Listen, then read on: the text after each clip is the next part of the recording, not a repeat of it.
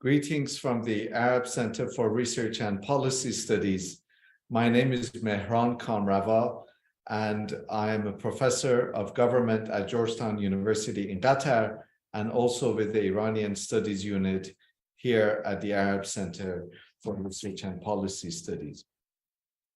In light of recent changes in the region, and in particular, Iran-Saudi rapprochement, and also important developments in relation to Saudi Arabia and Yemen, we thought we would revisit Iran, Yemen, and the changing regional order. Our panel today is comprised of two renowned experts on Yemen and its relations with Iran. We're joined by Nadwa Al-Dawsari, who is a non-resident scholar at the Middle East Institute and a fellow at the Center on Armed Groups. Nadwa was previously a scholar with the Project on Middle East Democracy, or POMED, and worked on Yemen as the country director for the Center for Civilians in Conflict. She was the founding director at Partners Yemen, a MENA advisory at Partners Global, and a senior program manager at the National Democratic Institute. Nadwa's research and advocacy group has been focused on the conflicts in Yemen and the influence of regional actors, non-state and hybrid armed groups and tribes. Nadwa, welcome to the panel. Also joining us is Thomas Juneau. Thomas might be familiar to those of you who followed the work of the Iranian Studies Unit, because he was one of the first scholars who joined us on video and did a video presentation for us on Iran and Yemen. Thomas Juneau is associate professor at the University of Ottawa's Graduate School of Public and International Affairs. His research focuses on the Middle East, specifically Iran and Yemen, the role of intelligence in national security and foreign policy making, and Canadian foreign and defense policies. Thomas is the author and editor of several books, including Yemen at War, which in 2021 was published in French. I will not try and pronounce the French title. He is a non-resident fellow at the Sana Center for Strategic Studies, and from 2003 until 2014, he worked with Canada's Department of National Defense, mostly as a policy analyst covering the Middle East. Warm welcome to both of you. Delighted you're here. I'm looking forward to learning from you.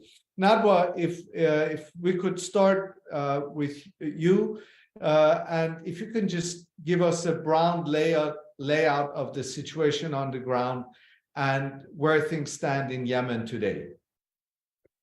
Hi, and thank you for having me. It's a great honor to share the panel with you and Thomas. The situation in Yemen has been interesting the past year. We have the truce, and the truce started last April 2022. And the truce has been largely between the Houthis and the Saudis, not so much among Yemenis.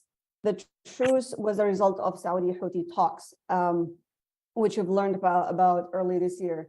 So the truce has resulted in complete reopening of Hodeidah seaport, which has been an issue for the Houthis, and easing the flights in and out of Sana'a airport.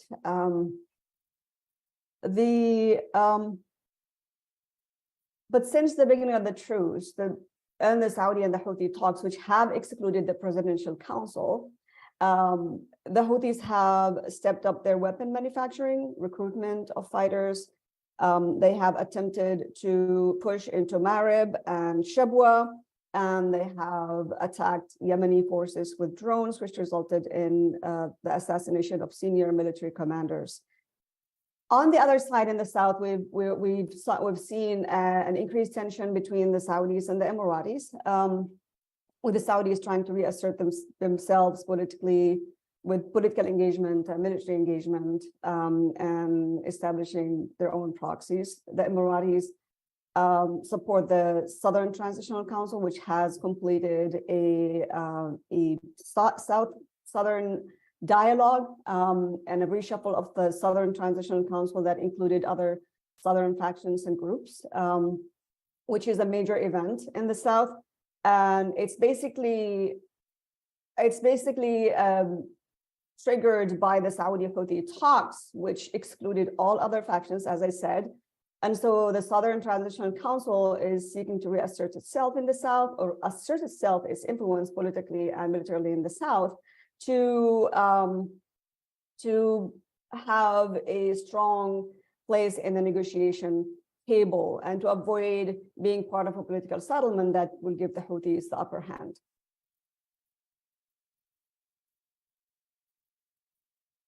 Thank you. Can you say a little bit, Nadwa, on the humanitarian situation on the ground? What is it like living today in Yemen? What's daily life like?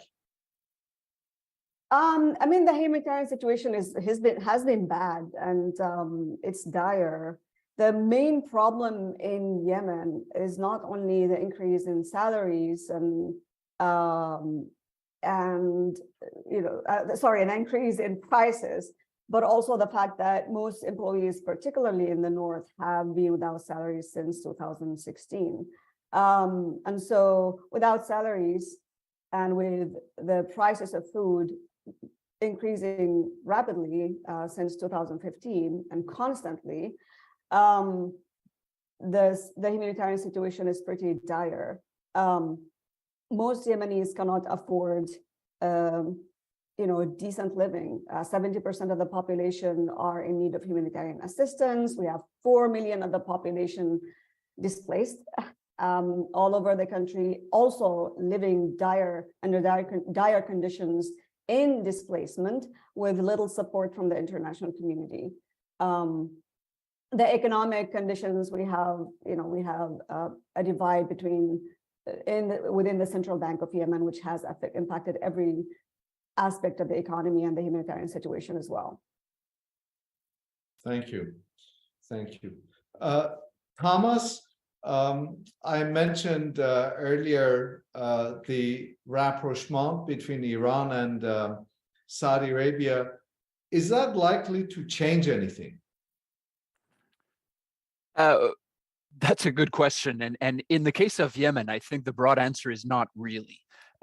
Putting aside the bigger regional dimension of the Saudi-Iranian rapprochement, on which I have to say I'm skeptical, generally speaking, of this leading to much more than a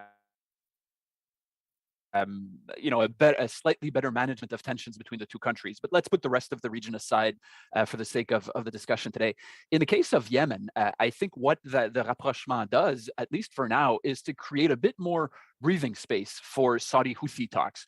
You might think that that's a good thing, but if you scratch a bit more, I don't really think it is, because what we're seeing now as part of the Saudi Houthi talks, if they succeed, which is not even a guarantee, but if they do succeed, it's not peace that is being negotiated between the Saudis and the Houthis. It's basically Saudi Arabia's withdrawal from Yemen, which is really not the same thing as peace. Saudi Arabia has lost the war in the sense that it has not achieved its two objectives. If you go back to 2015, Saudi intervenes at the head of a coalition, of course, but primarily Saudi and the UAE. The others don't matter that much. Saudi Arabia has two objectives: to reinstate the Hadi government in Sana'a and to roll back Iranian influence in Yemen and to roll back the Houthis. Both of these objectives not only failed, the reverse has happened. Saudi Arabia, it took a bit of a while, but it understood that. And it has been trying to get out of what has been a very costly war, of course, for Yemenis, as Nadwa just said, but also for Saudi Arabia. There is no way for Saudi Arabia to come out of this in a way that it wins. So now, fundamentally, Saudi Arabia is trying to minimize the cost of its defeat and to negotiate that. But the problem from Saudi's perspective is that it has virtually no leverage specifically because it has lost. And the Houthis know this. The Houthis are the dominant player in Yemen right now. They have neither the inclination from a political perspective, but the incentive from a very material perspective to make more than symbolic concessions to the Saudis. So what's being negotiated right now is not just the Saudi withdrawal, but the consolidation, the institutionalization, de facto the legitimation of Houthi power in northwest Yemen. And that is not peace. Yes, it means that one aspect of the very complex war in Yemen, which was the Houthi-Saudi layer, is going to be calmed down, not necessarily completely eliminated, but calmed down. But several other layers that are at the root of this conflict in Yemen, between the Houthis and several factions that comprise the internationally recognized government, between the Houthis and other factions, between the south and the north, with Al-Qaeda in the Arabian Peninsula, and so on. All of these other layers of conflict are not being resolved. So to come back, and I'll finish on this, to your initial question, what does the Iran-Saudi rapprochement mean for Yemen? In a narrow sense, yes, it provides a bit of breathing space for Saudi Houthi talks, but these talks are not per se leading to peace or stabilization or anything good fundamentally. So are you saying that Iran and Saudi Arabia did not necessarily come to some sort of agreement or modus vivendi over Yemen, or did they? Was this part of a broader kind of objective? I mean, it's hard to answer your question specifically because, of course, these talks are not transparent. So what kind of agreement informally could have come up between Iran and the Saudis? I don't know, so I won't try to speculate. What I will say, on top of what I just said in answer to your previous question, is that from Iran's perspective, the talks that are going on right now, because they lead to the Saudi withdrawal and basically the Saudi defeat, because they lead to Houthi consolidation of power, Iran is more than happy to play along because this is entirely consistent with Iran's interests. From the beginning, Iran's approach to Yemen was a relatively limited investment. Iran is not spending as much money in Yemen as it is in Lebanon for Hezbollah, for example, or even in Syria. It's been a limited investment that has paid off a lot, in the sense that its partner on the ground, the Houthis, have won that war, and they've managed to inflict a serious cost on Saudi Arabia, Iran's rival. So if the scenario that is playing out right now is the Saudi defeat and the consolidation of Houthi power, Iran is more than happy to play along with some kind of a rapprochement with Saudi Arabia, not out of the goodness of its heart or any kind of altruistic sentiment, but from the very pragmatic calculus that in Yemen this plays to its advantage. Thank you. I want to go to Nadwa in a second, but am I gathering from your analysis that the Saudis have been looking for an exit strategy in Yemen? Absolutely. I think that when it became clear that Saudi Arabia was not achieving its objectives, the intervention starts in 2015, in 2016, 17, Saudi Arabia doubles down. But at some point, and I can't give you a date, I think it's a gradual turnaround that happens in 1920. Mohammed bin Salman and the Saudis understand steadily that not only is this not winnable, it's also very costly for Saudi Arabia. But when that realization came, there was no obvious exit strategy, because to simply withdraw, one morning in 2020 or 2021 would have led to a disastrous outcome from Saudi Arabia's perspective. So there were a range of attempts to try to minimize these costs. Nadwa mentioned in her previous answer the creation of the Presidential Leadership Council just over a year ago now, in April 22. That was an attempt to shore up anti-Houthi forces, to strengthen Saudi Arabia's position relative to the Houthis. It's not an attempt that worked very well. So now, really, Saudi Arabia wants out. It wants to minimize its costs, but it's not going to be able to do it cost-free. Thank you. Nadwa, I just building up on what Thomas just said, can you elaborate a little bit on where the UAE stands today in relation to Yemen, particularly in relation to Socotra, and also its relations with Saudi Arabia and Iran when it comes to Yemen, or is Yemen not a factor, or is it at all? Sorry, you're muted. I'm sorry. Yeah, the UAE supports the Southern Transitional Council, which is the secessionist, the leading secessionist group in the south. And like I said, the Southern Transitional Council have recently organized a South-South dialogue in which the STC managed to actually co-opt 2 members of the Presidential Leadership Council. STC has expanded influence throughout the South, and it is the dominant force in Socotra too. So UAE is focused mainly on the South. But I do want to talk a little bit about the Houthi-Saudi talks. Iran has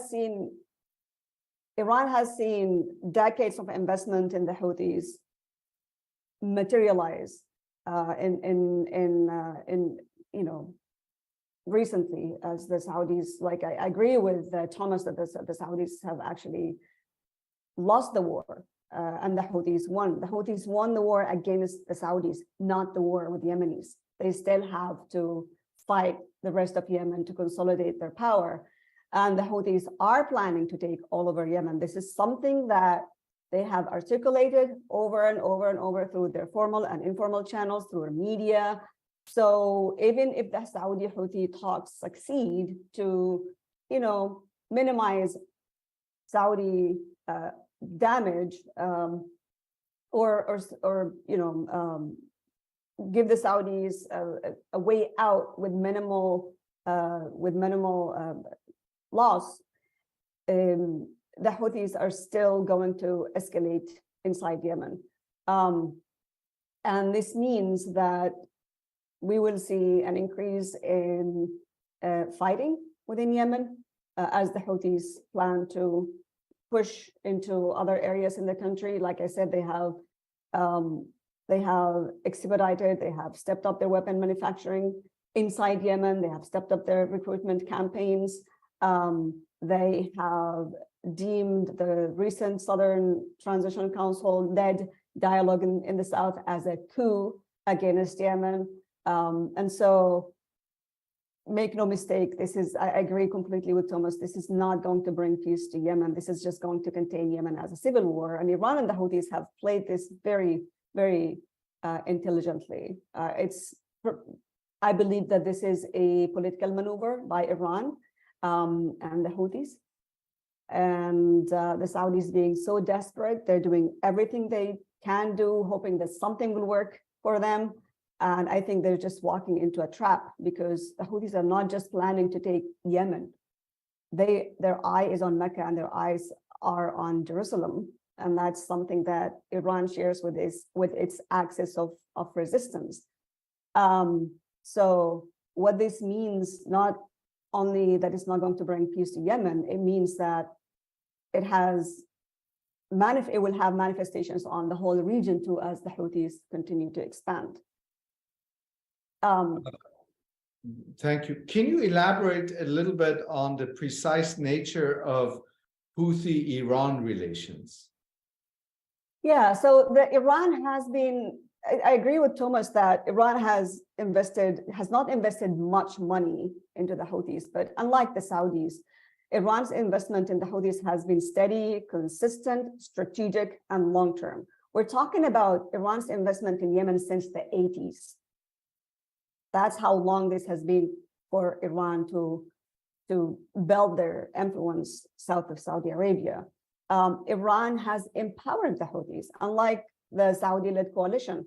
Iran has been training the Houthis since the 80s, has provided them with weapons technology. Now Houthis manufacture weapons inside Yemen with the help of hundreds of IRGC and Hezbollah commanders who are on the ground helping the Houthis manage their military campaign, manufacture weapon, manage their messaging as well, recruitment, also re-engineering the society by introducing sectarian ideologies into the school curriculums, into public gatherings, and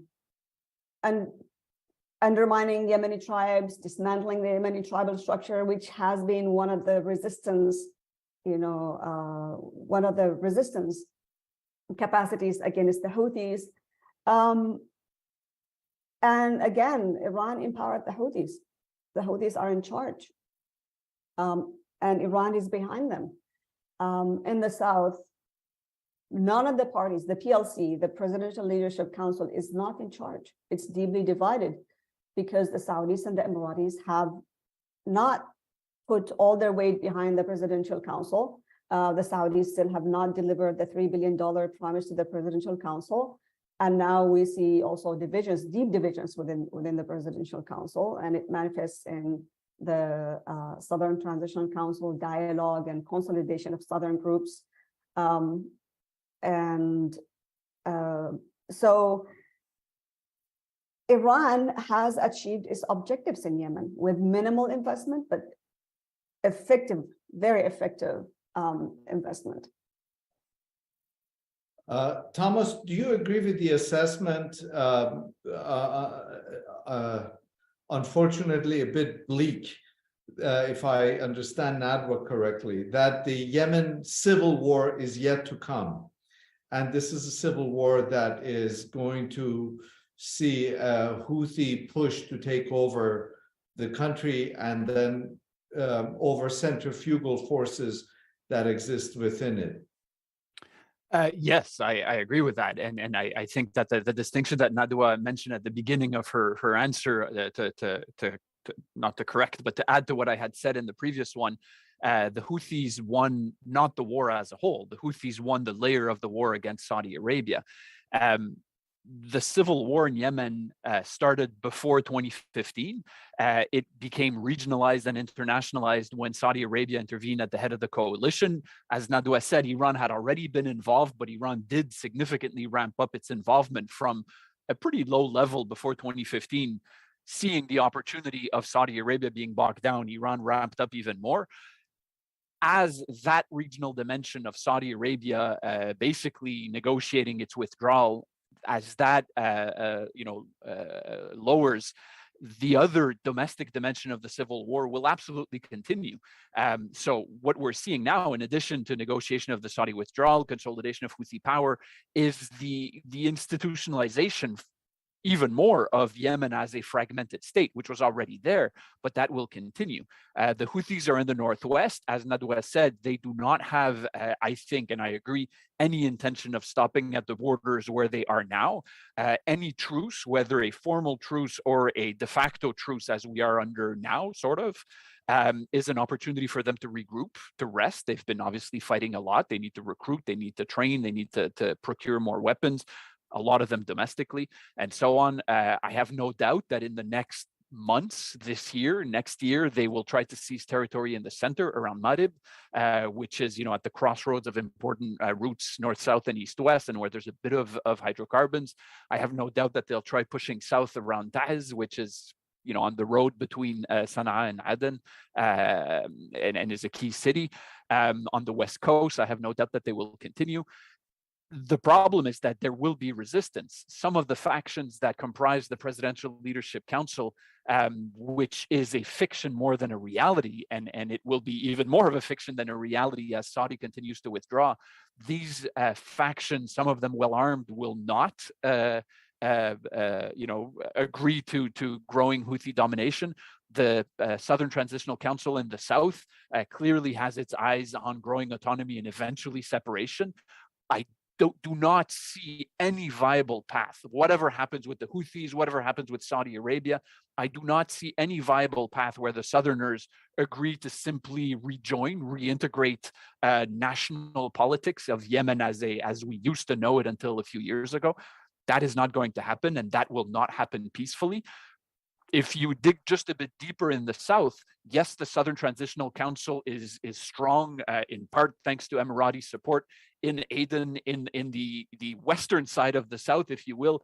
The problem for the south is that there are huge chunks of territory in the southeast, Hadramaut and Mahra completely to the east, which do not seem, where many actors, to be more specific, do not seem to show inclination to agree to domination from Aden instead of domination from Sana'a. So, I could go on, but you see the idea. The fragmentation of the country's politics with multiple regional, political, and other interests are not going to be reconciled simply because Saudi Arabia withdraws. If anything, it's going to bring some of these fault lines more into the open. If I may add to that, can I just add for 1 minute? Please, yes. Yes, So the Saudi-Iranian rapprochement, like I said, the Iranians have been very strategic about this. And the goal behind the Saudi-Houthi talks and the Saudi-Iranian rapprochement in Yemen is to get the Saudis out of the way. Simple. Get the Saudis out of the way, neutralize the Saudis. The Emiratis focused already on the south and not north. And what the Iranians want is to extract international political recognition for the Houthis, which is something they've been trying to do since 2014. I did not answer your question earlier about the relationship between Iran and the Houthis. Iran and the Houthis share a political/religious ideology that is rooted in a religious belief that only the descendants of the Prophet, Ahlul Bayt, have a right to rule. And Iran is part and parcel of, the Houthis are part and parcel of Iran's axis of resistance. They're part of it. Yes, they have autonomy in Yemen, which is why a lot of people tend to think that the Houthis are not controlled by Iran. And I don't think the Houthis are controlled by Iran. I don't think that the Houthis are Iran's puppets. They are not. But they are also deeply committed to Iran's political ideology, and they're seeking to replicate it in Yemen. We've seen that in how they've changed how they're trying to change the society, how they're trying to build a police state that is similar to Iran's, how they're changing also how they're trying to install the sectarian ideology of Shia in Yemen. So for Iran and the Houthis, this is just a step in a long-term goal in the region, which is to control all the region, which is to control the Red Sea, which is eventually to abolish Saudi Arabia, to exterminate Saudi Arabia, and deem it non-existential or non-influential. That's the first time I hear that, but that Iran is seeking to exterminate Saudi Arabia. For the last decade or so, Iranian policies of kind of trying to foster some sort of rapprochement seem contrary to that. But this kind of takes me to a bigger issue. Sitting here in the Gulf, particularly since 2011, we've been at the epicenter of sectarianism, sectarian tensions, and sectarian sensibilities that have been heightened and have been parallel with strategic and realpolitik interests. And so the intersection of sectarianism and balance of power considerations have made regional politics, have given it a particular flavor and a sense of identitarianism. One would have assumed that with Saudi-Iran rapprochement, some of those sectarian sensibilities would be lessened, and some of those sectarian fields would kind of diminish. There's talk, for example, of Iran and Bahrain being next in terms of starting diplomatic relations.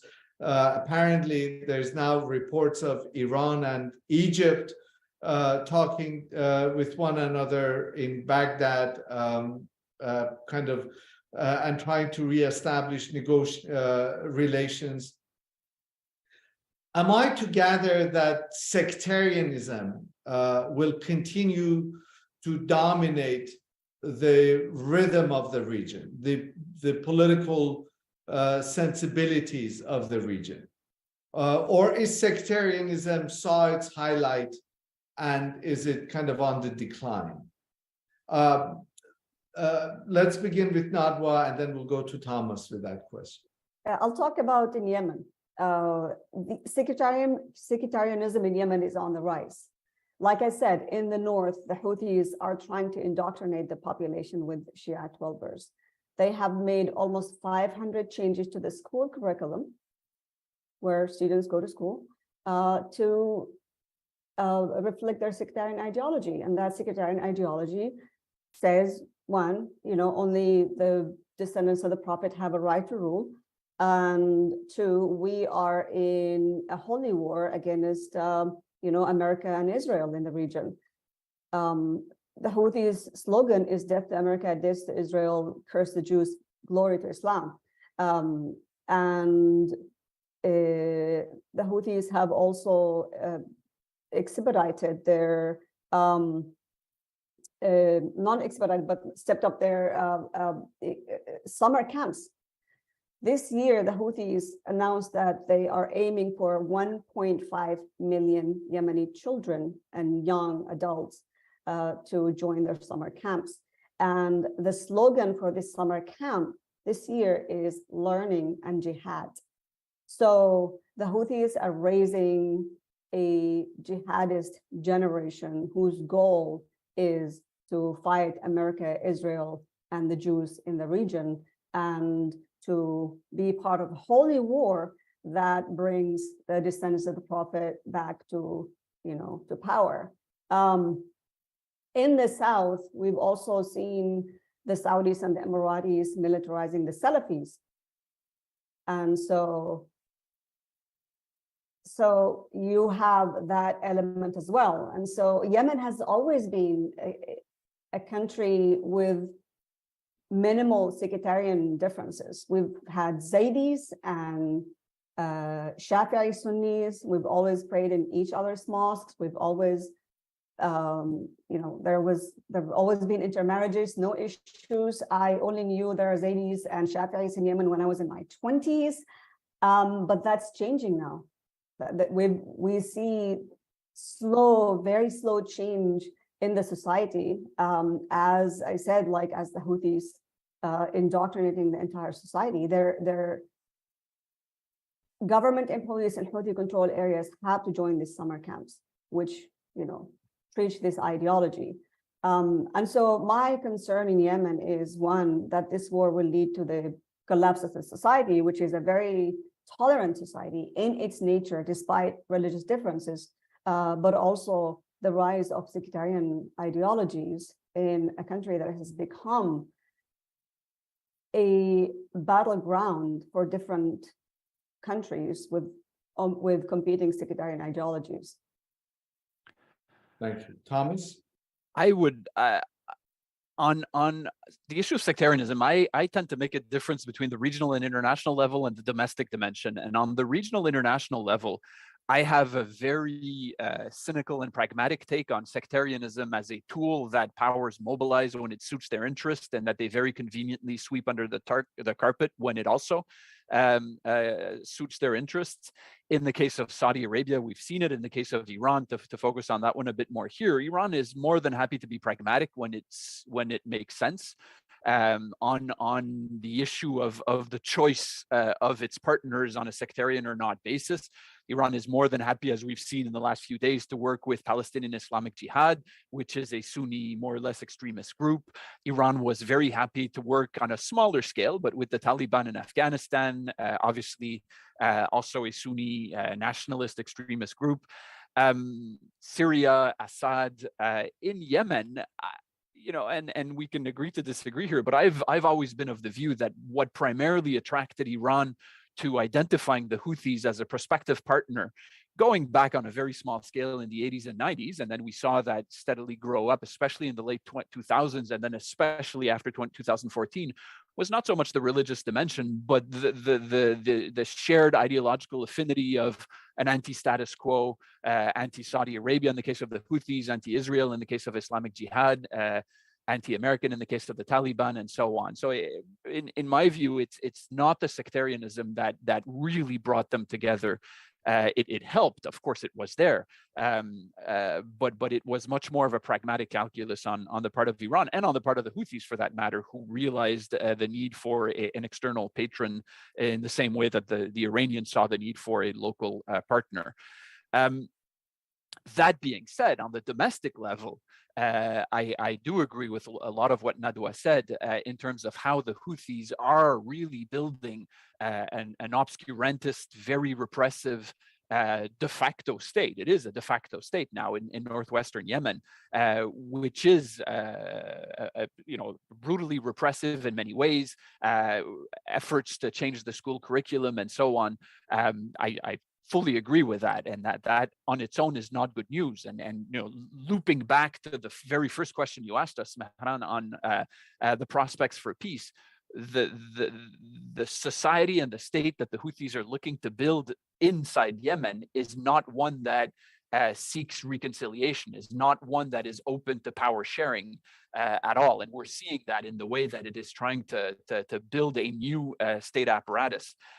So the prospects for compromise with other actors, either factions within the Presidential Leadership Council, the Southerners, and so on, is simply not much there. But I tend to make a somewhat artificial but still important distinction between what they do at the domestic level and the role of sectarianism regionally, which I see much more cynically.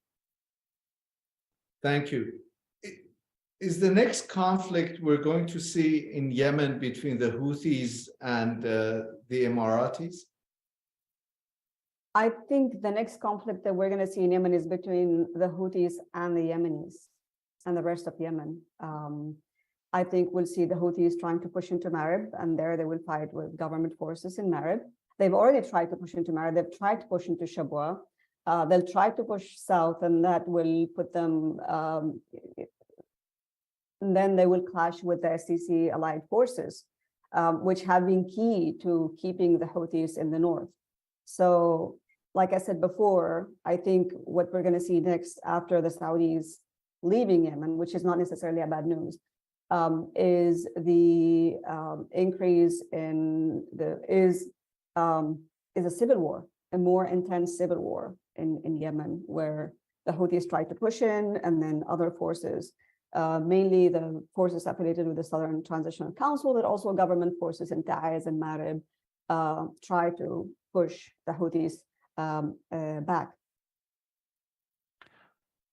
I would just add to that very quickly. First of all, I have a hard time saying which one specific layer of the conflict will we most see. I think there will be multiple layers, multiple fault lines that will emerge or intensify as opposed to emerge. The one that Nadwa mentioned absolutely will be at the center of that. And the fact that Yemeni civil society as a whole is being completely excluded from the Saudi Houthi talks right now is just a foreshadows what the scenario that Nadwa described. I would just add one more dimension to that, which is the Saudi UAE fault line in Yemen, which is something that has not attracted enough attention, I think, over the years. Yes, the UAE in theory is a member of the coalition that intervened in 2015 under Saudi leadership, as I said, to reinstate the internationally recognized government and push back the Houthis and Iran. Pretty quickly, it emerged that the UAE is a member of that coalition. It shares some objectives with that coalition, but it's been pursuing very different objectives, i.e., in part by supporting separatists in the south, which, when you think about it, is a complete contradiction with the objective of reinstating the internationally recognized government. Saudi and the UAE have more or less agreed to disagree over the years and to manage these divergences and work together to the extent they can. But in a context of other growing tensions between Saudi and the UAE external to Yemen, that fault line of the UAE pursuing objectives very divergent from what Saudi Arabia is trying to achieve will be one to watch. Not the only one, absolutely not, but one that could get very awkward. this year or next or at some point. Thank you. Where do the Houthis get their weapons from? Iran. Yes. There has been at least half a dozen shipments from Iran to the Houthis that were intercepted by US and UK Navy over the past 6 months. The Houthis also manufacture weapons inside Yemen, and this is one of the things that Iran has done very effectively. It helps the Houthis build weapon manufacturing facilities inside Yemen. But also the Houthis inherited state weapons. They have looted camps, military camps. They have inherited all government weapons that were in Sana'a and around Sana'a and in the north, where most of the weapons were. I mean, Sana'a is basically sitting on them. I've always sat on a weapon depot, like we say in Sana'a. The Houthis have probably inherited $500 million worth of counterterrorism weapons that were provided by the US to the Saleh regime and Hadi government before. I think that's true. One thing that we tend to forget about the Houthis is that the main source of Houthi power, I think, first and foremost, is the weakness of their adversaries. The Houthis won this war in large part because the internationally recognized government, Saudi-backed, never got its act together. The internationally recognized government remained weak, corrupt, very corrupt, fragmented, constantly bickering, sometimes actually fighting amongst each other more than against the Houthis in some cases. So yes, the Houthis have acquired a lot of power over the years, which have allowed them to become dominant in the country. But power is measured in relative terms. And that is in large part because the Houthis' adversaries are so weak. A lot of Houthi weapons come domestically, as Nadwa said, from absorbing units of the former national military, cajoling some tribal militias or military units to join, in some cases coercing them to join through a variety of means. What Iran has done, yes, the increase in small arms, AK-47s, ammunition, it has certainly played a role. Proportionately, I've never seen reliable numbers that tell us what it is. It's probably not even that much because a lot of their weapons come domestically. Where it has made more of an impact is on Iran providing parts, the more technologically advanced parts for missiles and drones. The Houthis had missiles, but lower range, limited accuracy, and so on that they inherited from the national army. Iran was able to smuggle in through a variety of different paths, advanced parts for longer range drones and missiles with greater accuracy.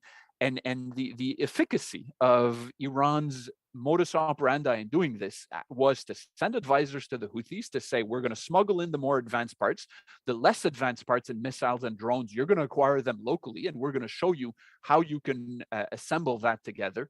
And so, as Nadwa said, a lot of these are now actually manufactured locally. In some cases, the parts even come from elsewhere from Iran, right? Iran integrated Yemen in its global network, some parts coming from Asia, from Europe, from facade companies in Germany or in South Korea, in Belarus, and so on. It's a pretty complex network. And it is through some of these more advanced weapons, missiles that can reach Abu Dhabi or Riyadh, in some cases, or drones, which really also made a difference to Houthi power. But in many cases, it's targeted assistance that played a key role here. That brings me to a question. In light of these negotiations and the ongoing talks between Iran and Saudi Arabia, are we going to see continued drone attacks on Saudi targets attributed to the Houthis? Probably not for a while. I don't think so. Like I said, this is a political maneuver. So the Houthis have stopped cross-border attacks since April 2022 and gained so much from that because the Saudis are desperate to leave. And like Thomas said, the Houthis know that the Saudis want to leave, are desperate to leave. And so I think the attacks against Saudi Arabia might resume in the future, but only after the Houthis have achieved their military and political objectives in Yemen. I agree, and I think that the possibility of attacks will not go away, and the Houthis will know that. That will provide them with leverage, and so will the Saudis and the UAE, and that will weaken their position. Just to give you an anecdote to illustrate that potential power, a bit over a year ago, UAE-backed forces from the southwest advanced towards Ma'rib, which is in the center of the country, and started making some gains against Houthi forces. That was a concern for the Houthis because some of these UAE-backed forces were quite effective. The Houthis sent strikes against the UAE, which is about, give or take, a bit 1,500 kilometers away. That didn't do much damage, but from the UAE's perspective, the mere possibility of missile or drone strikes on their very nice skyscrapers for a country that has so branded its identity as a haven of stability, as a depot, as a transit point, and so on. I'm simplifying just a bit what happened, but these Emirati-backed forces backed away pretty quickly because from the UAE's perspective, that possibility was so concerning. So the threat, the possibility of that happening will remain, and that will consistently provide the Houthis with a certain amount of leverage. That being said, I think there is a very partial, incomplete, but very partial counter-argument to that. As Houthi power becomes consolidated, institutionalized, as they try to build something in the parts of the country they control and try to expand on that, they will also have a vested interest in avoiding an escalation with Saudi and the UAE. So even though they will keep significant leverage, the argument also, to a lesser extent, but some extent, still goes the other way too. Thank you. I want to go to a couple of the questions that have come from audiences, but before I do, I've got to ask you, so here we are in 2023, and the assessment, as we've heard from both of you, is bleak. Looking down the line 5 years from now, how do you see Yemen? That's a really difficult question. It's really hard to predict what's going to happen. Like, we said in this conversation, there are different layers to the conflict. I think the Houthis will try to push past the north and try to control the south. That's their objective. That's their announced objective. And they want to do that, and they will try to do that. But I think what's going to happen is that they will be faced with resistance, not only from local tribes, but also, again, in the south from the southern forces and government forces in other areas. And the Houthis, being superior militarily to all these forces, they might succeed in expanding, but they're not going to be able to control Yemen. There is no scenario where the Houthis are going to take all over Yemen and control all the country like they do in the north now. The Houthis they've already overreached in the north. They have difficulty controlling some areas in the north already. And their default means to control is using excessive force and brutal tactics. And that's not going to work in the rest of Yemen. My concern is that the Houthis' attempt to expand in the country will create further instability, will destabilize Yemen and lead to the collapse of the Yemeni society. And with that, the country will be deeply unstable, and terrorist groups will benefit from that kind of environment. But I don't see, yes, it's very bleak. I don't see a positive scenario within the next 5 years if the Houthis are not contained militarily, if they're not weakened militarily. No peace deal, no political negotiations will bring peace to Yemen as long as the Houthis are strong militarily. And so, and I don't think within the next 5 years that we will see, or I'll just leave it at that. I don't think that Yemen will see peace as long as the Houthis strong militarily, because the Houthis feel that they've won the war, not only against the Saudis, but against, in Yemen, not against the rest of the groups. And that emboldened them. And with that, they'll try to expand militarily, and that's not good news for Yemen. Just Perfect. to add a few quick points to that. Continued instability and fragmentation, I think that's the clear takeaway from our talk so far. Continued humanitarian tragedy, which will not be able to get better before during that period. So that obviously has to be kept in mind. Keep remembering that the delivery of humanitarian assistance is not easy for a wide range. It's extremely hard for a number of logistical, geographical, security, political reasons, and so on. Certainly no unity. The Southern question will not have an easy answer in that 5-year time frame. I think there are a lot of plausible scenarios where the Southern Transitional Council tries to continue moving towards independence, but that will not be a smooth path at all because of resistance in areas it controls, because of resistance in other southern areas it doesn't control, because of resistance internationally. The UAE has always been kind of playing a double game on the issue of southern independence. Clearly, it has been arming and financing and supporting southern separatists while not explicitly saying so. So there will be a lot of tension at that level. Growing resistance to Houthi rule in some parts of the territories that it controls. It is on a very small scale today, but it could very well increase over especially a 5-year time frame, as you asked.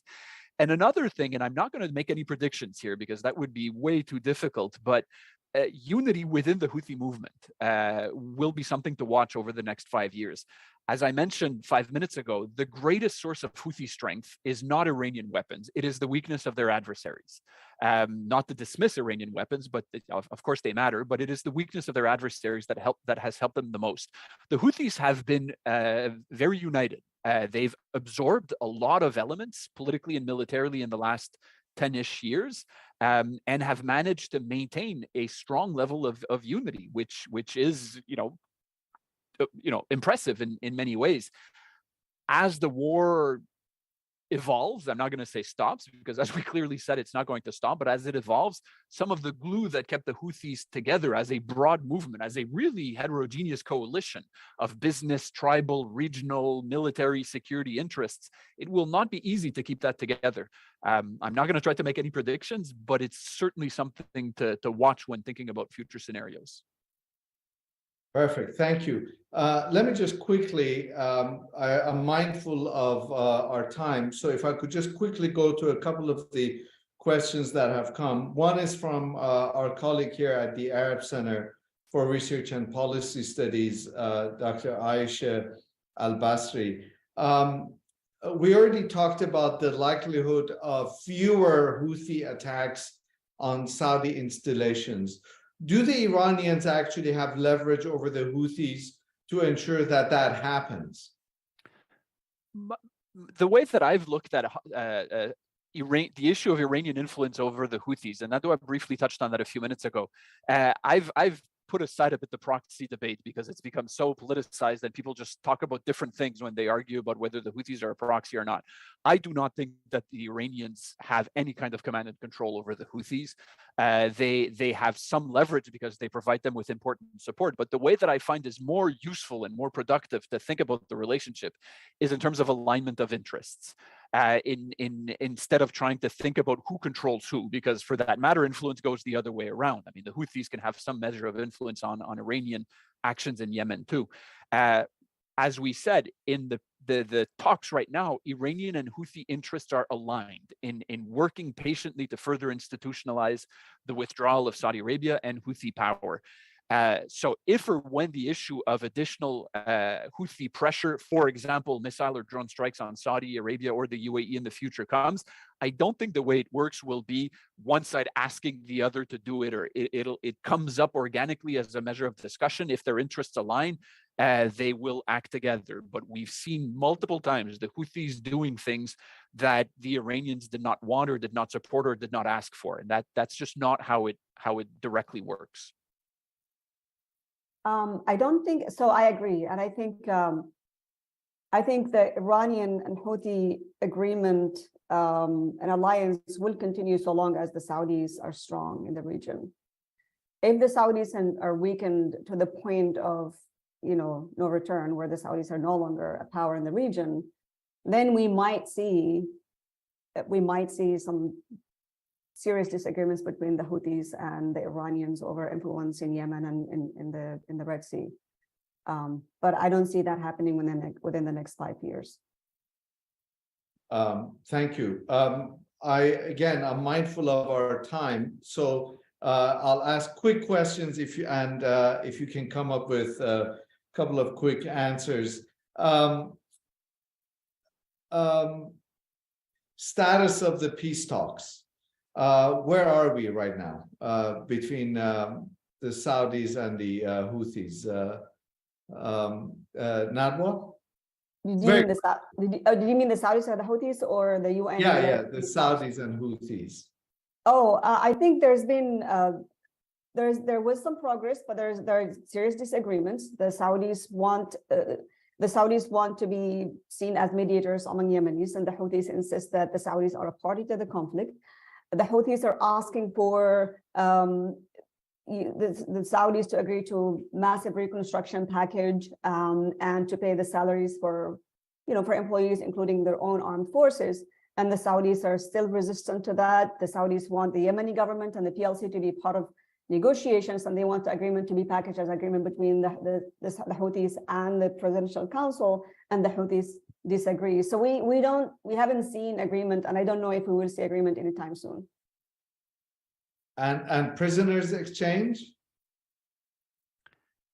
Prisoners exchange, I think it's important to view prisoners exchange in tactical terms, not in strategic terms. They are not indicative of an effort as some of the somewhat over the top or enthusiastic or very optimistic coverage or comment, and not just in the Saudi press, covered them when they happened. Of course, on humanitarian grounds, they're great news for the individuals themselves, for their families. But I think it's important to view them as part of on Saudi Arabia's side, make moves towards disengaging from the conflict, and on the Houthi side, moves towards helping Saudi Arabia disengage from the conflict so that it can consolidate its power. I don't think it's more than that. On individual grounds, great news, but it's not indicative of a movement towards, actual reconciliation or peace. Perfect, thank you. And there's a question on the role of China, particularly in light of the apparent decline in American influence, or at least American diplomacy. Could China potentially play a constructive role in Yemen? I don't think so. Very easy answer. I think China understands that as it seeks to grow its presence incrementally in the Middle East, there are other areas where there are easier, more lower hanging fruit. Yemen right now is not low-hanging fruit for China or anybody else for that matter, whether it's the US or the UN. I simply do not see in the short to midterm scope for more than marginal Chinese involvement, given China can only pay a cost here and not really make gains. Nadwa, I see you're nodding. Yeah, no, China might be able to help tone down the regional aspect of the conflict in Yemen, but the conflict in Yemen is still mainly a local conflict between the Houthis and the other factions, the Yemeni government, and also between the north and south and all these actors on the ground, which China does not really have much influence on. Perfect, thank you. Well, I wish we had a bit more of an optimistic conclusion to our discussion, but of course the situation in Yemen is truly tragic, and as the African saying goes, when elephants fight, the grass suffers. And so the tragedy of Yemen is likely to continue for some time to come, as we've just heard from your very insightful analyses. Could I get a commitment from both of you to join us in the future? No doubt Yemen will continue to influence national and regional as well as international politics. And so it would be wonderful if both of you agree to join us in future months, as we no doubt will revisit this important topic. Of course, yeah. Yes, of course, yes. Thank you. Let me take this opportunity to thank the two of you, our guests, Nadwa Al-Dawsari and Thomas Juneau, for their really insightful analyses and their discussions. And I'm also grateful to our audiences around the world. From here in Doha, very good day to all. Thank you very much. Ma salam. Thank you.